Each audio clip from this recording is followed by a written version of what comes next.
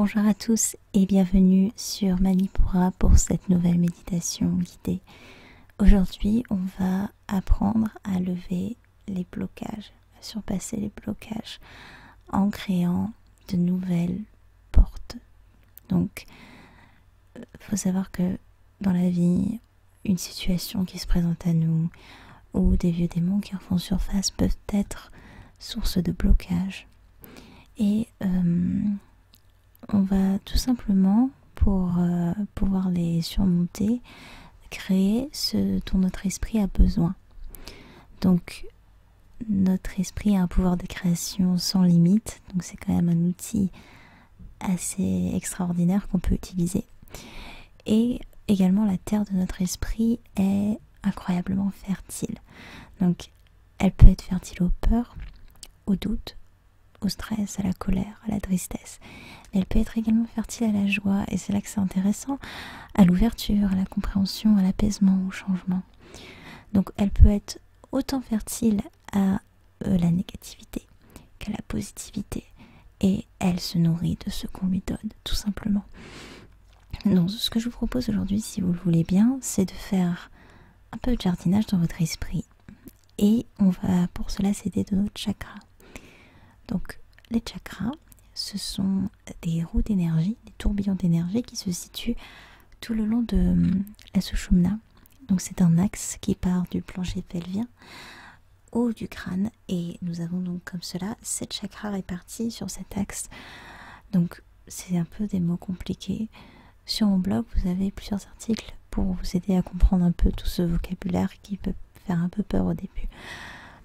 Mais voilà, aujourd'hui on va s'aider des chakras. Et chacun d'entre eux a une particularité qui va pouvoir nous aider à nous rééquilibrer dans la vie. Donc, si vous le voulez bien, on est parti.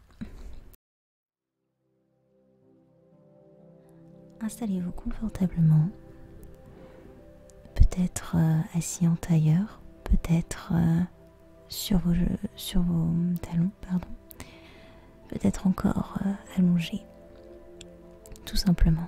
Alors si vous êtes assis, veillez à garder la colonne bien droite.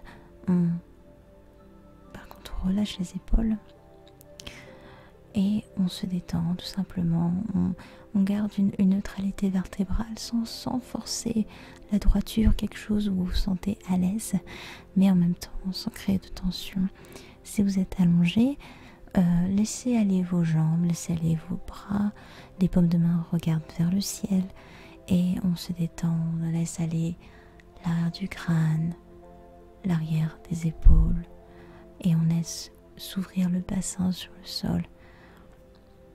Laissez-vous aller à ces zones de contact que vous avez avec le sol. Vous êtes ancré, vous êtes bien, un peu comme dans un coton, dans un nuage de coton bienveillant. Donc, prenez le temps de vous installer. Et on va tranquillement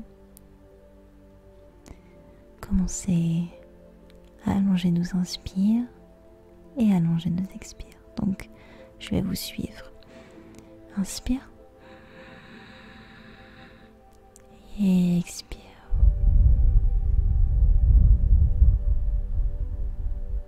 Encore inspire. Et expire.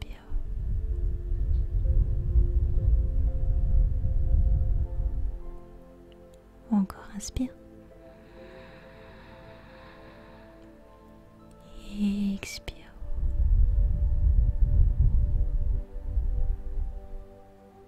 Continuez ainsi à votre rythme. Essayez de rallonger vos expirations sans forcer, quelque chose de très naturel.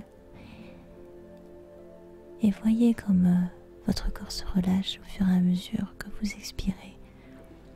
Comme si les zones de contact se fondaient dans le sol, une totale confiance dans le support qui vous tient et une totale présence dans ce corps qui est le vôtre. Continuez vos expirations et soudain vous sentez laisser votre mâchoire se détendre, les muscles autour des yeux se détendre, quelque chose de très apaisant. si ce n'est pas déjà fait, je vous invite à fermer les yeux et tranquillement, lentement, vous retirez à l'intérieur de vous.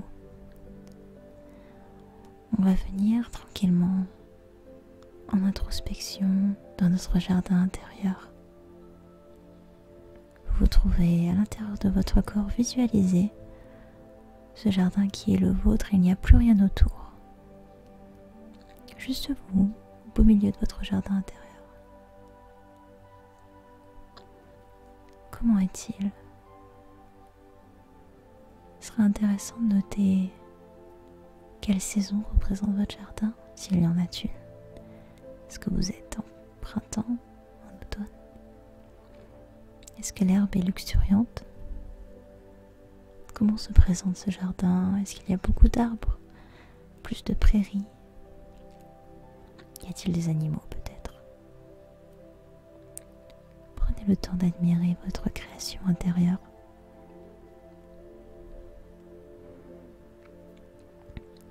Dans votre jardin coule un ruisseau. L'eau y est claire et vive. Elle s'écoule abondamment à l'infini.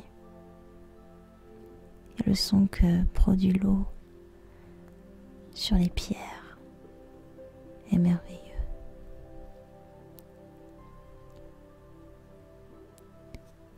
Au milieu de votre jardin se trouve un grand pot. Et dans ce pot, de la terre. Une terre fertile, bien qu'un peu sèche. Donc lentement, vous allez vous diriger vers votre ruisseau. Et de là, vous allez puiser un peu de cette eau. Ce ruisseau, c'est le flux de votre énergie intérieure. Une énergie inépuisable, incroyablement puissante et nourrissante. Et donc vous allez doucement prendre de cette eau et la mener vers cette terre aride qui se trouve dans ce grand pot. Vous voyez sous vos yeux cette terre fertile, auparavant sèche, à présent humide, prête à recevoir une semence. Il y a bien une graine que vous aimeriez planter dans ce pot. Quelle graine serait-ce? Qu'est-ce que vous aimeriez cultiver dans votre jardin intérieur? Peut-être voudriez-vous planter une graine d'amour pour cultiver l'amour envers vous-même ou envers les autres. Peut-être voudriez-vous planter une graine de pardon pour pardonner au passé, à des personnes ou à vous-même. Peut-être voudriez-vous planter du courage pour puiser la force nécessaire d'être vous-même, confiant et serein face à l'avenir. Choisissez tranquillement une graine que vous souhaiteriez planter aujourd'hui. Il y en a sûrement une que vous aimeriez plus que les autres. Voici à présent cette graine dans le creux de votre main et vous creusez un petit trou dans cette terre fertile de ce grand pot pour y placer votre graine. Recouvrez-la de votre terre fertile, gorgez de l'eau, de votre énergie. Ce pot, je vous le présente, c'est Muladhara, votre chakra racine. Il se trouve juste à la base de votre plancher pelvien et c'est votre base. Votre graine a tout ce qu'il faut pour y grandir à présent et elle va y grandir. Elle plante ses racines dans la terre. Visualisez ses racines prendre place. Elle crée ainsi sa base solide sur ses appuis et elle est prête à affronter le monde ainsi. Vous pouvez déjà apercevoir la tige de cette belle plante grandir. Elle grandit jusqu'à atteindre votre pubis. Et elle rencontre Svadhisthana, votre chakra sacré, qui est là pour lui donner la douceur et le plaisir, la fluidité, la créativité. C'est là les pouvoirs de Svadhisthana. Votre plante ainsi comblé de toutes ces belles qualités, grandit encore, grandit toujours et rencontre cette fois-ci le dessus de votre nombril, Manipura, le chakra du plexus solaire, qui lui donne la force, le courage d'être ce qu'elle est, la confiance et l'estime. Tout ça pour votre jolie plante, comblée de cette puissante énergie de Muladhara, de Manipura, pardon. Votre plante rayonne et grandit toujours jusqu'au niveau de votre cœur. Cette fois, elle grandit jusque dans votre cœur et rencontre Anahata chakra qui lui donne la compassion, l'empathie, l'amour inconditionnel. Votre belle plante comblée grandit encore jusqu'à votre gorge. Vous la sentez, elle est là, vous la visualisez. Et au cœur de Vishuddha chakra, il lui donne l'expression, la libère de toute tension émotionnelle et lui permet de communiquer avec son environnement. Votre plante, capable de communiquer avec le monde, est épanouie et confiante et arrive jusqu'à votre troisième œil, cet espace intersourcilier, Ajna chakra, qui lui donne la sagesse et l'intelligence, l'instinct. Confiante, votre plante atteint enfin le sommet de votre crâne. Vous la voyez, cette tige, transpercer le sommet de votre crâne et rencontrer Sahasrara, le chakra couronne, qui l'ouvre à la spiritualité, la conscience, l'harmonie. Votre plante est forte de toutes ces belles énergies puisées dans vos chakras et elle s'épanouit maintenant sous vos yeux et crée une fleur étincelante d'une lumière incroyable. À quoi ressemble cette fleur? Quelles sont les caractéristiques de votre fleur?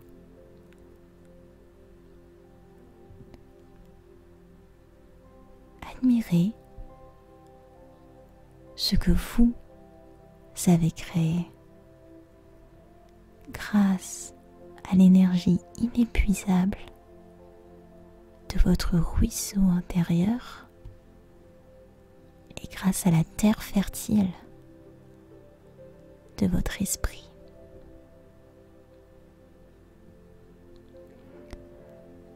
À présent, laissez cette belle fleur se gorger des rayons de l'éternité, car votre jardin intérieur se trouvera toujours à l'intérieur de vous.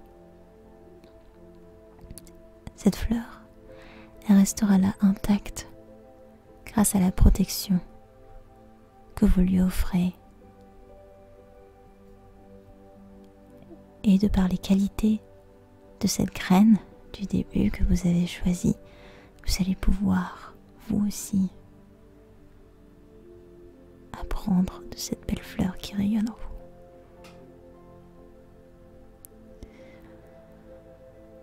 Doucement, vous allez quitter votre jardin avec gratitude.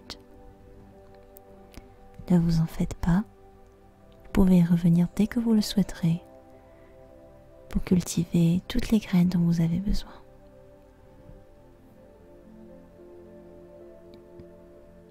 Votre esprit est fait pour créer et vous pouvez créer autant de graines et semer, faire grandir autant de plantes, de fleurs, de fruits que vous jugerez nécessaire à votre épanouissement personnel.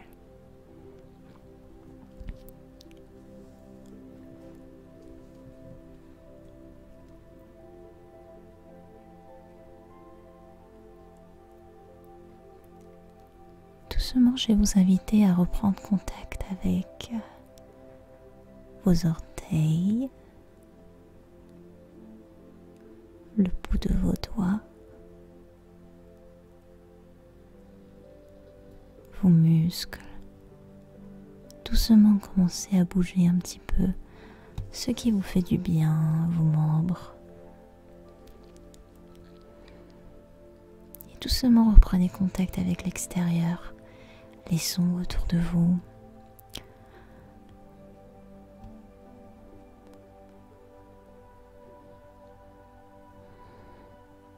Reprenez contact avec ce corps qui est le vôtre. Revenez à ce monde dans lequel vous vivez. Quand vous serez prêt, et seulement quand vous serez prêt, vous pourrez ouvrir les yeux et rester avec votre souffle. Merci beaucoup d'avoir suivi cette méditation. N'hésitez pas à vous abonner pour rester en contact avec ce que Manipura peut vous offrir, et j'espère que vous avez apprécié ce voyage intérieur. Merci à vous. Namasté.